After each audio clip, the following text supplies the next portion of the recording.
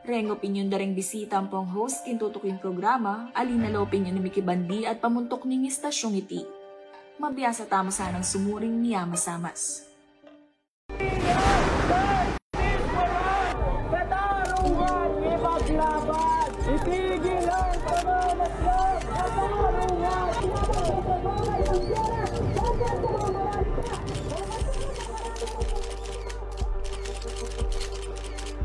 Dahil ang karapatang pantao ay dapat at para sa lahat.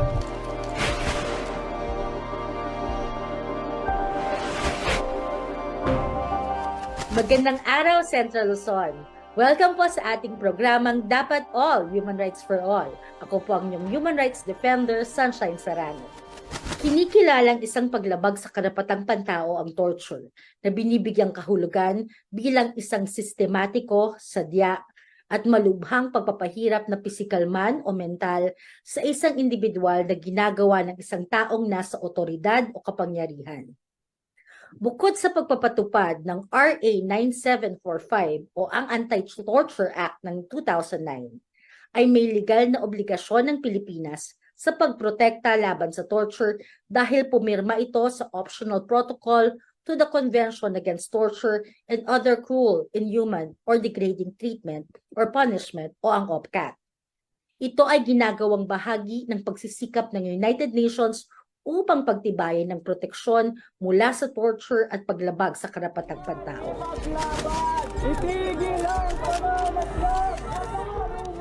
Upang masigurado ang pagprotekta mula sa torture at i-monitor ang pagsunod ng mga bansang ito, nilikha ng OPCAT ang Subcommittee on the Prevention of Torture o ang SPT.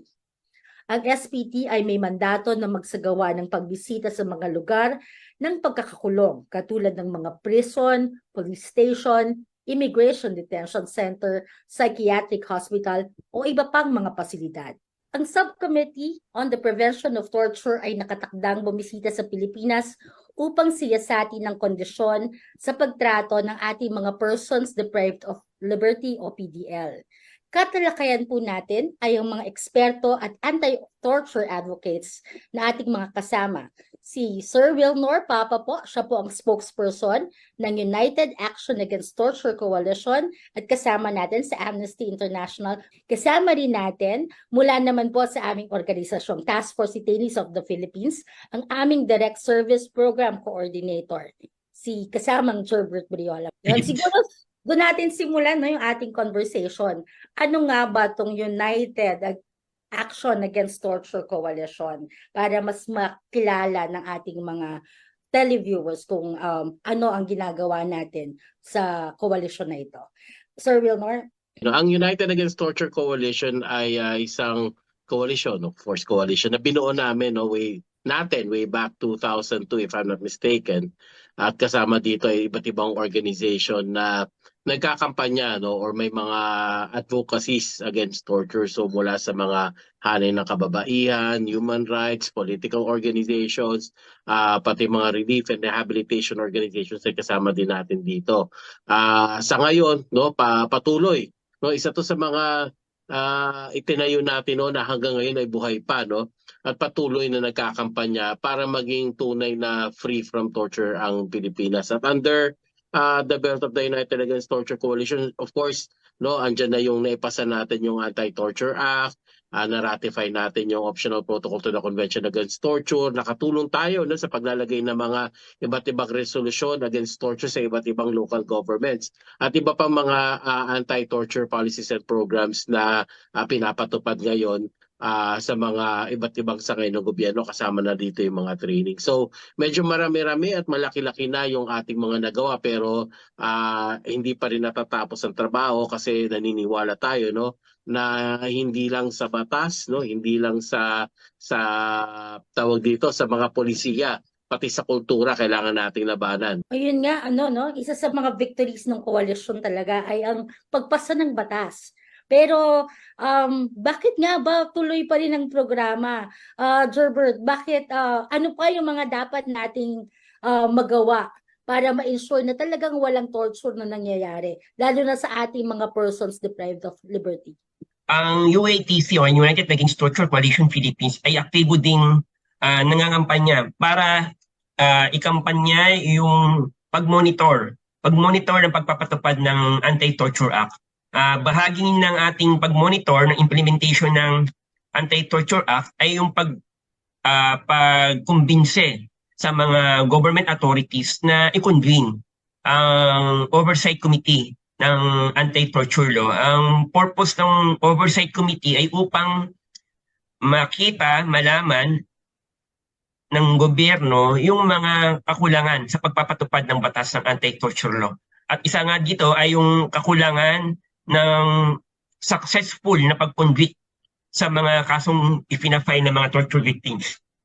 Tama ba ako, Wilnor, na sa ngayon ay 3 kaso pala ng torture cases mula noong 2009, mula nung naisa batas ang Anti-Torture Law, ay 3 kaso pa lang ang paparusahan sa pamamagitan ng paglabag sa Anti-Torture Law. Kaya bahagi ng ating gawain sa UATC ay yung paglabi din sa iba't ibang mga ahensya ng gobyerno na masiguro na epektibo at may political will na pinapatupad ng ating mga iba't ibang government authorities itong Anti-Torture Law. Sir Wilnor, ano nga ba? Ilan na ba yung nakaso natin? No? Ilan na yung mga nakasuhan sa paglabag ng Anti-Torture Law? May mga ilan nakasuhan, pero yung mas issue kasi kung ilan ang nagkakaroon ng resolusyon, whether guilty or not guilty. As far as we're concerned, and of course, itong mga kasong to binantayan din natin. 3 pa lang, no, yung tinatawag nating successful na mga cases natin na kung saan, so dalawang smashing tinitake. Yung una na pawalang sala yung mga taong tinorture o umamin dahil sa pagtotorture, tapos yung mga kanilang torturer ay kumbaga yun ang nakasuhan at ngayon ay tawag dito, kailangan nilang bunuin, no, yung parusa na ibinigay ng batas. So while tama yung sinabi ni Gerbert, while naipasa na natin, yun yung isa sa mga pinakamahirap yung implementation, lalo sa mga, at hindi lang to problema ng Anti-Torture Act, no? Napakaraming human rights laws, no? Pag may kinalaman sa karapatang pantao, may kinalaman sa pagtaguyod ng karapatang pantao, o nasa kumbaga bubong ng karapatang pantao, napakahirap kasi tulad niyan, no? Medyo konting segue lang. Kunyari, ng ating Reproductive Health Act, no, yung sa tinatawag na Responsible Parenthood Act. In terms of implementation, napakababa talaga. Halos hindi na-implement at the barangay level itong batas ito. Napaka-importante nito. Violence Against Women and Their Children Act. Kung hindi sensationalized na kaso, wala. Diba? Wilnor, usually, for example, with RH, with VAUSI, hindi siya binibigyan ng karampatang budget din ng gobyerno. So, tapos yun din kultura yung sabi ko kanina. Yes. Nakasanayan din para pagka, kunya binugbog ng lalaki yung kanyang partner.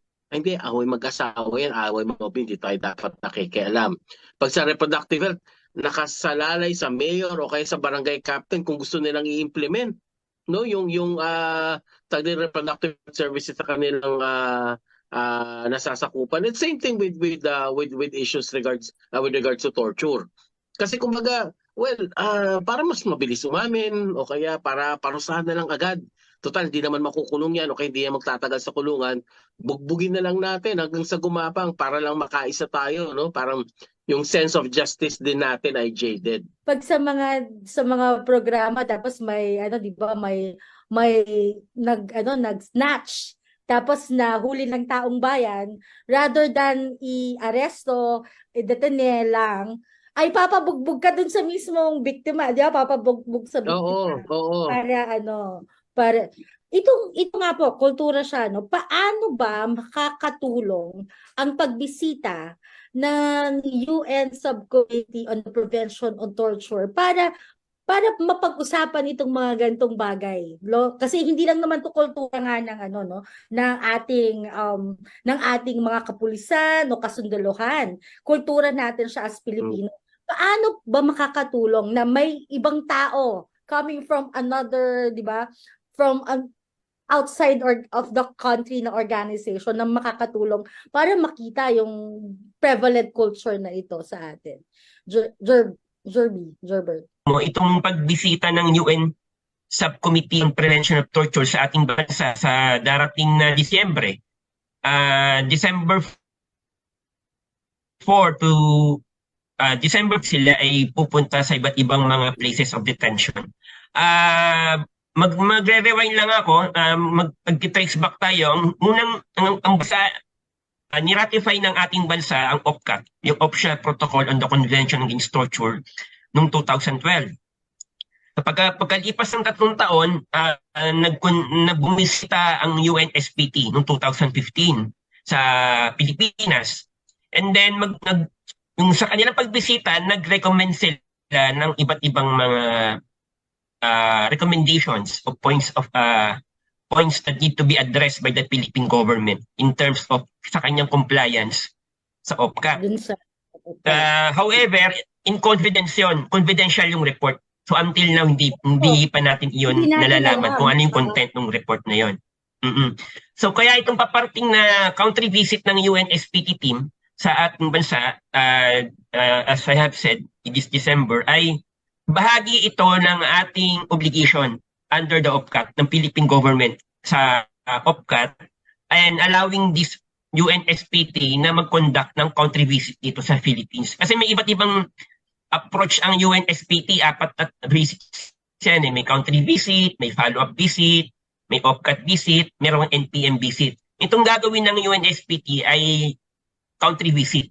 So, unang-una ay ang purpose nito ay i-assess or i-evaluate ang Philippines sa kanyang compliance sa OPCAT, sa kanyang international obligations related to the prevention of torture and ill treatment sa mga places of detention. And ikalawa ay ito ay it will also help us and even the government to identify yung mga iba't ibang mga gaps and issues related to the places of detention na kung saan ay makakapag-provide sila ng mga recommendations na itong UNSPT, alam ko compose ito ng iba't ibang experts iba't ibang expert ito ng kanya-kanyang mga field. Mayroong human rights lawyer, international humanitarian lawyer, saka iba't iba pang mga professions.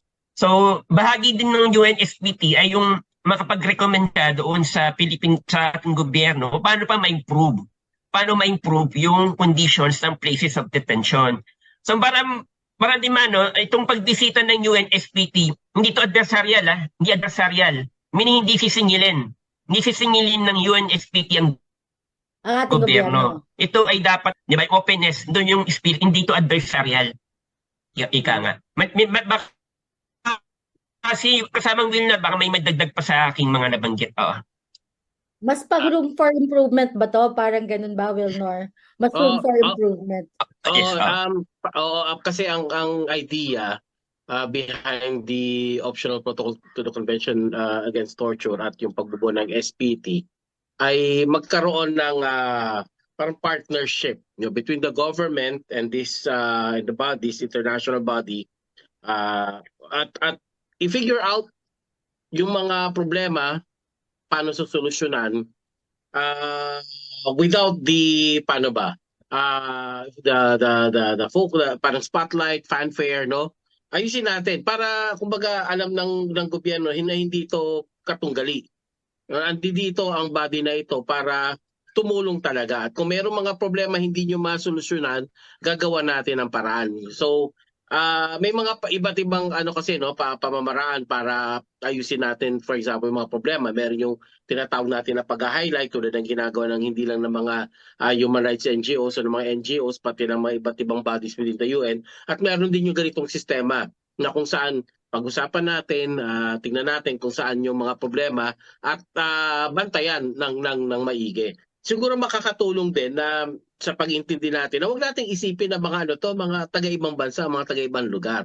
Isipin natin to ng mga eksperto, no, na kung saan ang number 1 na objective nila sa pagpasok dito ay hindi para ilagay tayo sa spotlight sa mga problema natin, pero para tulungan yung Pilipinas at yung kanyang mga ahensya at yung kanyang sistema para mas maging sige nga sinabi nga ni Gerbert kanina no, maiwasan yung pag-commit ng torture o maiwasan yung ill treatment. O kumbaga mas mapabuti yung sitwasyon hindi lamang ng mga PDL kundi yung place of detention mismo at pati yung mga nagmamanage nito. Kasi minsan nakakalimutan natin no, na while may problema na i-experience yung mga nakadetine, yung mga nagmamanage din eh. 'Di ba? May Kulang problema ang rin sila. budget, kulang Yes. sa personnel, ang liit ng lugar. Parang kung gaano karami yung problema ng mga PDL, ganun din karami mga problemang hinaharap no ng mga lalo yung mga nag-handle nito. Tapos bukod dito sa sinabi ko para mga eksperto mula sa ibang bansa, meron din kasing provision mula sa optional sa OPCAT na kung saan ini-encourage no ang mga bansang nasa ilalim nito na pumirma dito na magbuo ng sarili nilang version. So yung tinatawag nating National Preventive Mechanism o yung NPM. Of course, inilalakad din natin na magkaroon tayo na ganito sa Pilipinas. Pero in a nutshell, ganun na magiging trabaho. Imbis na pumupunta pa yung SPT, kumbaga, they work directly with the NPM na lang. At yung NPM ang gagawa ng trabahong ito. Na kung saan siya ang bibisita on a regular basis, unannounced, no, unhampered, doon sa mga places of detention o kung saan basta may mga tao na kailangang i-keep doon no in a way against their will. So kasama dito yung mga sa mga ospital, ano, yung kasi meron din sila mga facilities na kung saan nagki-keep ng mga tao, no. So hindi lamang ito yung iniisip nating mga kulungan. Basta isang lugar na merong mga persons of private of liberty pwede nilang silipin. Yun nabanggit mo no na sana meron tayong NPM. Naalala ko so matagal na panahon, isa yan sa pinupush natin no na magkaroon ng operational na National Preventive Mechanism no against torture. At yan ay kasama sa 'di ba? Kasama siya sa batas, 'di ba? Ano na ba ang nangyayari dito? Gerbert, ano na ba yung update? Nagsimula na ba? Alam ko si HR ay kasama natin sa pag-i-ensure na mabuo ito. Ano na ba ang update tungkol dito? Recently, 2 weeks ago, nagkaroon ng congressional hearing sa Congress, particularly called by the House Committee on Human Rights, chaired by Representative Abante. So may mga 3 pending bills ngayon sa mababang kapulungan o sa lower house na nakapending na filed. Ang isang bill, yung NPM bill, ay filed ni Representative Rufus Rodriguez. And yung isa pang bill naman ay filed naman ni Representative Benvenido Abante. At yung isang bill naman ay nag-file uli ng panibagong bill si Congressman Rufus. So may 3 pending bills ngayon na nakapending sa lower house. And sa 3 bills na ito, sa bahagi ng TFDP, ay mas pinapaboran natin yung isang bill na kung saan ang NPM ay will be created na separate but attached agency to the Commission on Human Rights. So ganoon yung kasi dati ang gusto ng CHR ay sila eh. Sila, oo. Gusto. And then marami pang mga magtayo pa ng separate na agency and iba pang mga forma o structure. Ngayon, sa bahagi ng TFDP ay mas pinapaboran na yun. At tulad nung isang commission, yung Human Rights Victims Compensation Board. Ganon yung na separate but attached agency sa Commission on Human Rights. Bakit? Kasi ang Commission on Human Rights ay may mandate na mag-investigate. Mag-investigate ng mga alleged torture complaints. So magkakaroon ng confusion kung ang CHR pa ang magiging NPM. So nagpo-propose tayo na isang separate but in terms of the operationalization budget ay nakatouch ito sa CHR. Ganon. Kaya yung mas pinapaboran natin yung bill na final ni Representative Abante, yung House Bill number 8780, na kung saan yung proseso nito ay tayong mismong CSOs, ang UATC din, ay nag-participate doon sa deliberation, sa pag-draft ng bill na yun. Bill na yun.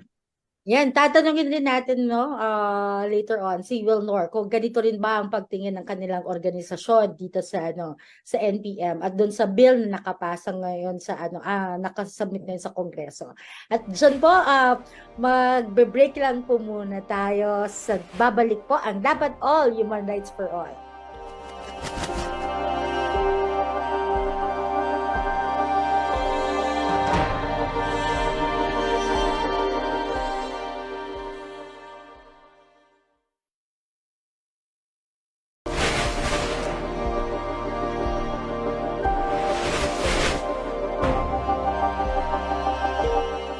Magandang araw po, nagbabalik ang Dapat All Human Rights for All. May iniwan tayong tanong sa Sir Wilnor. Doon sa sa minention ni ni Gerbert po kanina na may 3 bill na nakasubmit sa on NPM or National Preventive Mechanism. Ano po ang pagtingin ng ng Amnesty International dito sa Well, same naman, no? Kasi yun yung napagkasunduan natin under the United Against Torture Coalition. Magkaroon tayo ng isang palo when it comes to the bill. In fact, yung bill na sinusuportahan natin, kasama tayo sa ulat niya, no? Way back. At ilang mga discussion at ilang mga tawag mo dito, inikot pa ngayon ng CHR, if we're not mistaken, sa iba't ibang parte ng Pilipinas, no? Yung ating dinevelop na bill para umabot sa ganyan. Sa atin na napaka-importante, 2 bagay, no? Unang-una, yung pinakamadaling of course pag-agreehan yung kailangan ito ay pupunuin ng mga eksperto. Hindi ito mga political appointee na kung saan nilagay ka dyan tapos hanggang sa matapos yung term just may lagay tayo. Talagang meron mga qualifications. At yun naman ang nakalagay sa lakalakan ng mga when it comes to sinong dapat na nakapeso dyan. Tapos yung isa sa mga importante din, yung pangalawa, yung independence. Na dapat ito ay while it is attached to the CHR, independent siya. Hindi pwedeng CHR maging hindi pwedeng maging ombudsman, hindi pwedeng yung DOJ.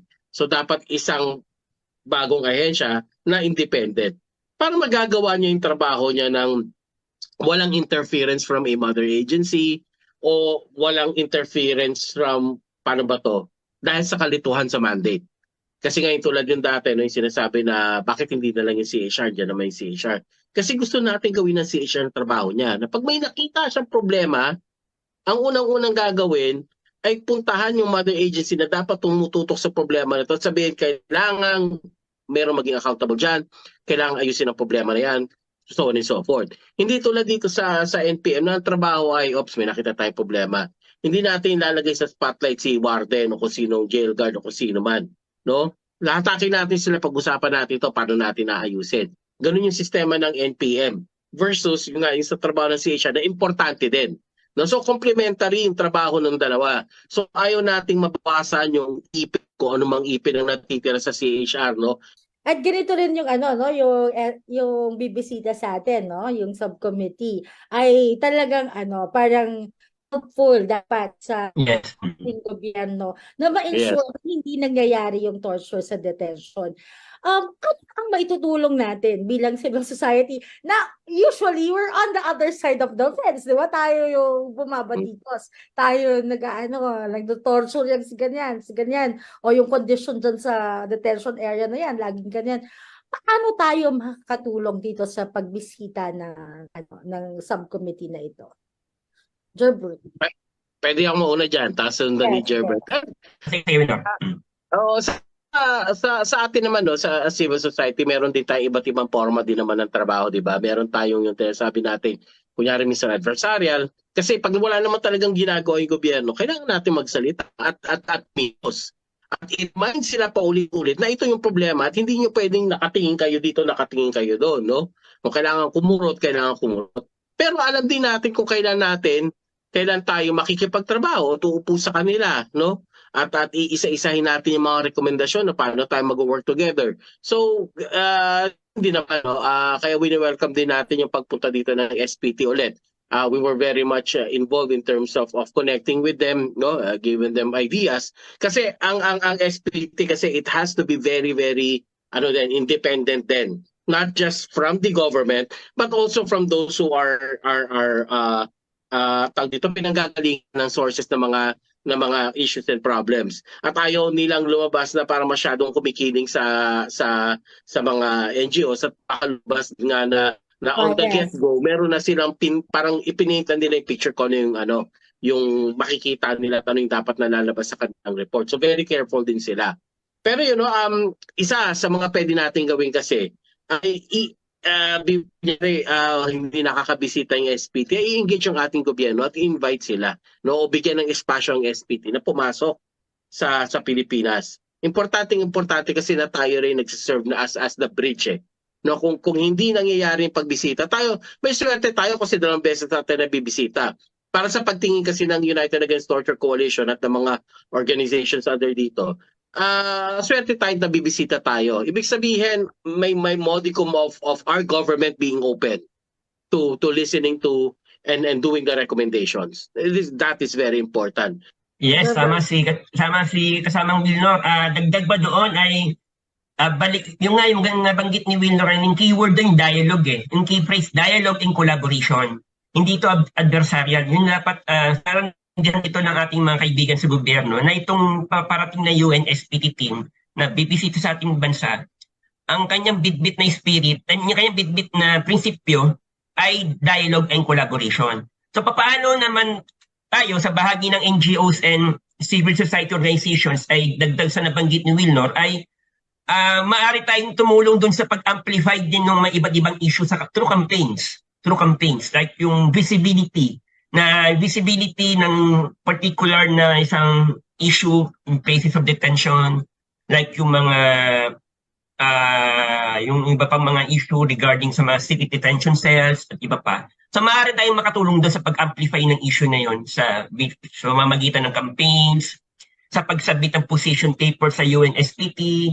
Maaari din tayo mag-recommend sa UNSPT na these are the places na maaari nyo bisitahin, which we think, based on our documentation and reports, na maaari ninyong tulungan yung mga prison officials na ma-improve yung places of detention. Yung nga, tama doon si Wilnor na hindi dapat ito ay may independence ng UNSPT. So magpapakinggan din nila yung side ng gobyerno. So ganun yung collaboration and dialogue ay importante dito sa paparating na UNSPT.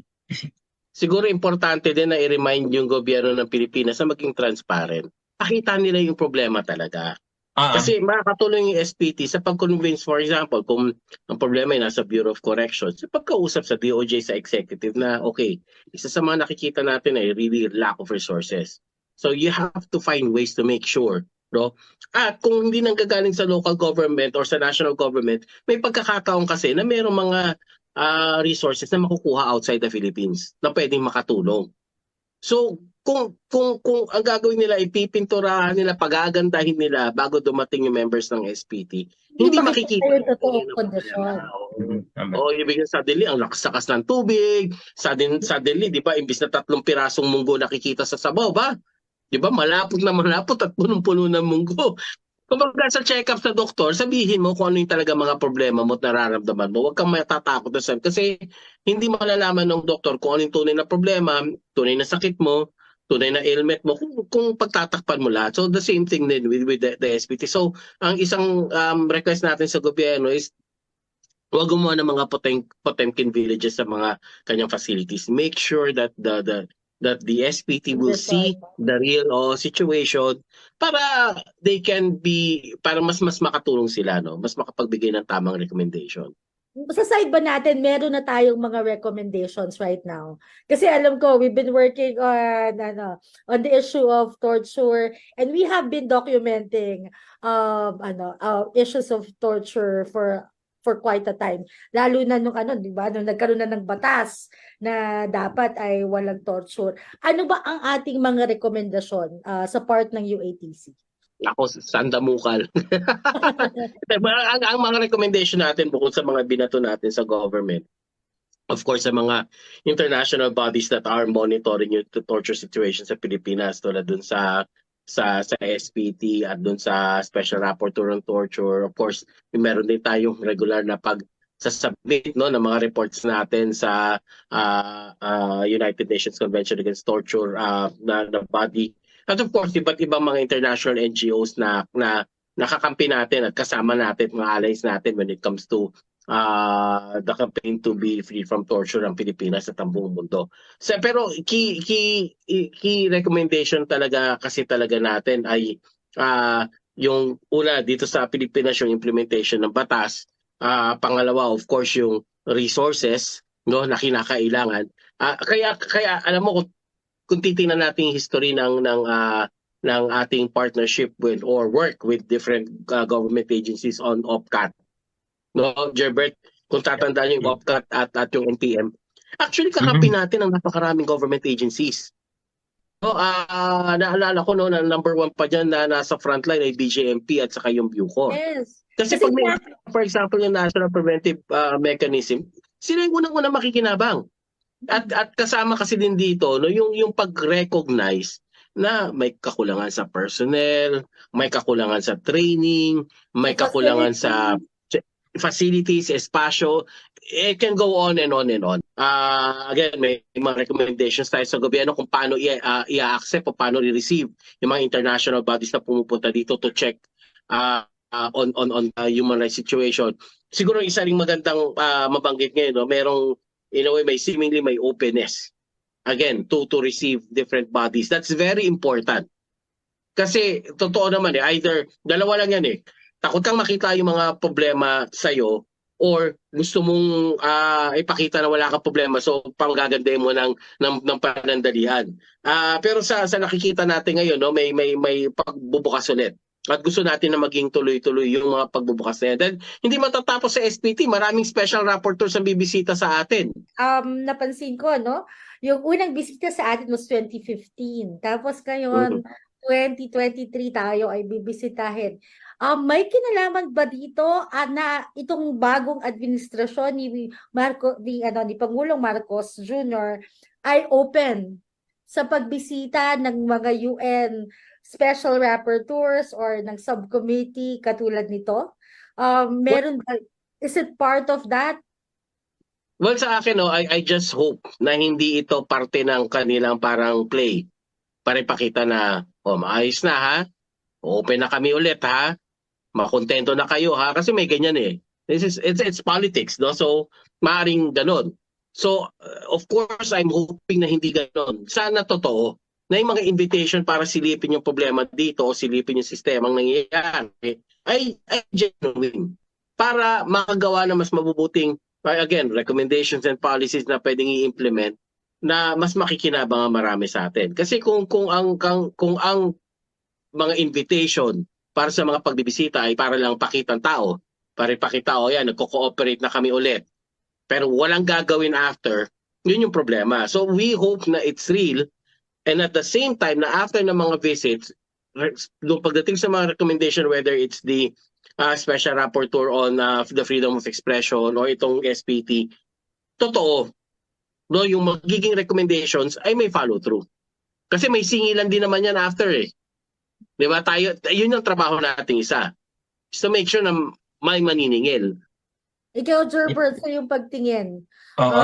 Diba to? Are you hopeful then? Kasi ako personally the mere fact that they were letting them visit and even yung ICC resolution for another, diba? Medyo it's giving me hope in relation to human rights right now in the Philippines. Pero how should we go about it? Yes, Shine, I agree with Wilnor and agree with your yung notion. Itong pagbisita din ng UNSPT, timely din ito kasi kakatapos lang din ng Universal Periodic Review ng Pilipinas last March. Isa sa mga recommendations na accepted ng Philippine government ay yung pag-enact ng legislation on the National Preventive Mechanism.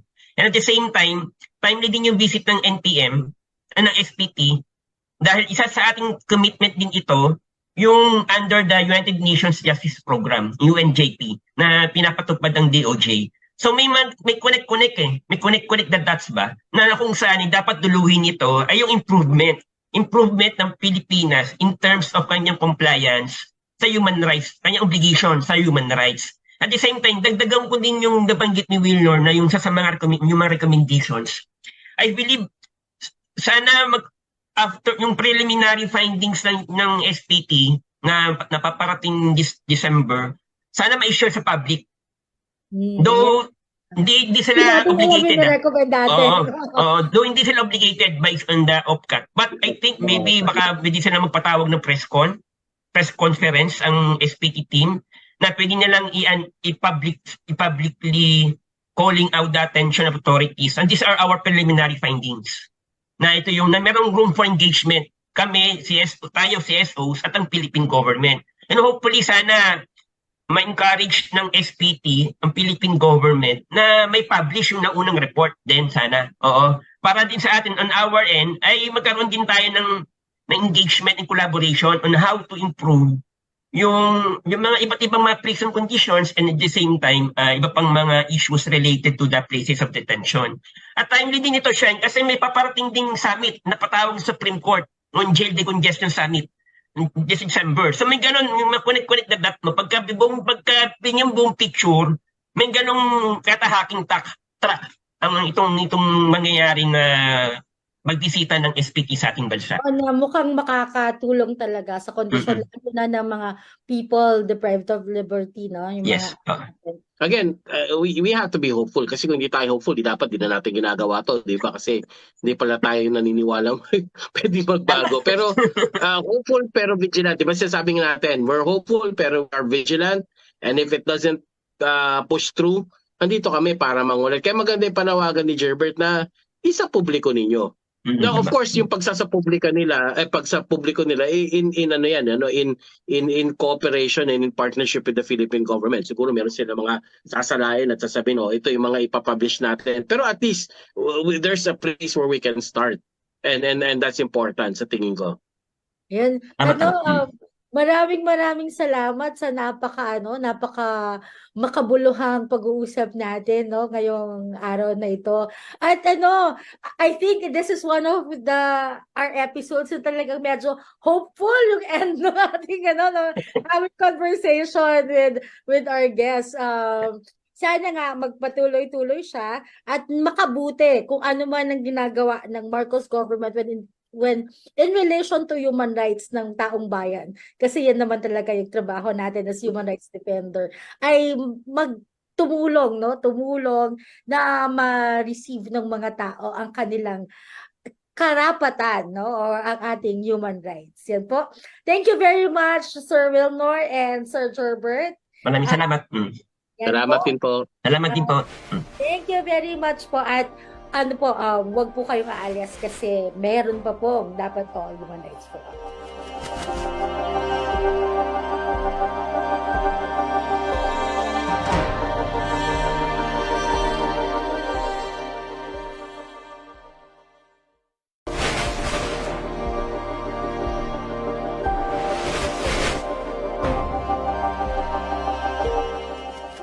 Nagbabalik po ang dapat all human rights for all.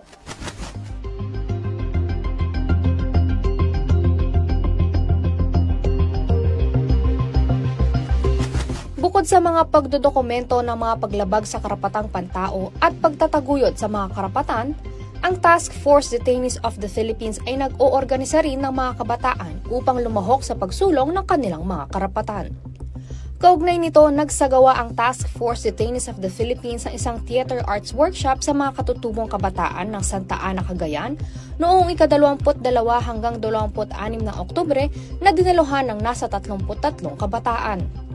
Ibinahagi ng mga kabataan ang kanilang talento upang pag-usapan ang Indigenous Peoples' Rights Act sa pamamagitan ng tula, awit, dula at sayaw. Task Force Detainees of the Philippines was established in 1974 in response to the widespread human rights violations of the Marcos dictatorship. Since 2009, it has involved itself in awakening the consciousness of the youth on social issues such as climate change, human rights principles, student rights, and welfare, to name a few. Youth for Rights is an organization formed by Task Force Detainees of the Philippines to arouse the interests of the youth in human rights, justice, and peace. It seeks to address the seeming apathy of the youth today to social issues and concerns and organize them Misinformation and disinformation are widespread in our country today, and there is a deliberate attempt to distort history, targeting the younger generation. There has also been a consistent attack on human rights in general, and on human rights defenders in particular. Human rights and human rights defenders have been demonized and portrayed as anti-development and anti-progress. A particular problem of our youth is access to quality education, given the huge income gap in our society. Given this situation, there is a need for a counter-narrative to give the real situation of human rights in the country. Our awareness raising and organizing of the youth seeks to recognize their vital role in our society. They are the future leaders, and they will inherit the world we live in. It is thus imperative that they understand very early their rights, their current situation, the challenges they face, and their future in a rapidly changing world on the brink of disaster and extinction. Climate change and climate justice are very urgent issues that the youth need to be aware of. This project corresponds to the SDG goals on the education and climate action.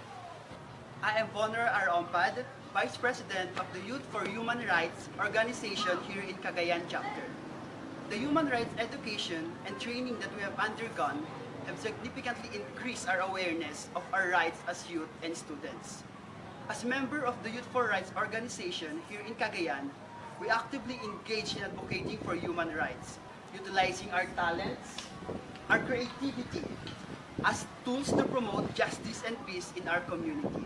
In fact, for the upcoming barangay election, we are convening our fellow students to help them discern and choose good leaders to vote for. Additionally, we have volunteered to participate as part of the PPCRB, Youth for Rights, Human Rights for All. Educate, advocate, organized for human rights.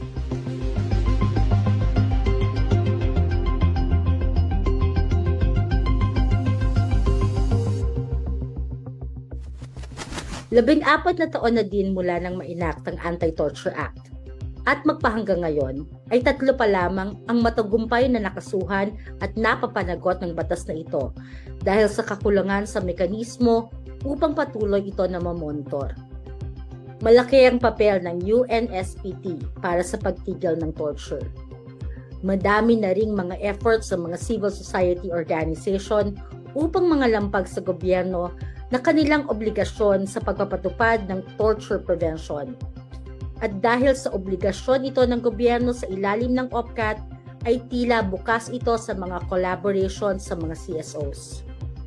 Mula sa mga ito ay may kaunting pag-asa tayong naaaninag upang maniwala na ginagampanan ng gobyerno ang kanyang obligasyon. Umaasa tayo na hindi lamang ito pakitang tao. Sa kabilang banda, itong mga obligasyong ito ay ating panghahawakan upang maningil sa kanila.